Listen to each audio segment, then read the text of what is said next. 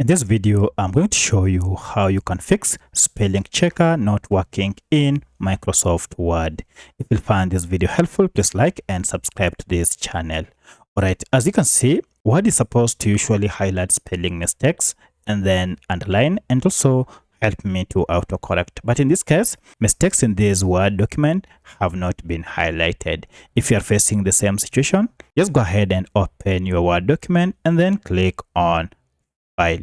Now under File, head down to Options, and then under Options, look for this option called Proofing. Now here you need to go ahead and scroll down until you see this option when correcting spelling and grammar in Word. Make sure you check all these boxes for check spelling as you type, mark grammar error as you type, frequently confused words, and also check grammar with spelling. Also, make sure that when correcting spelling in Microsoft Office program, the following first four are checked. Then go ahead and click on OK.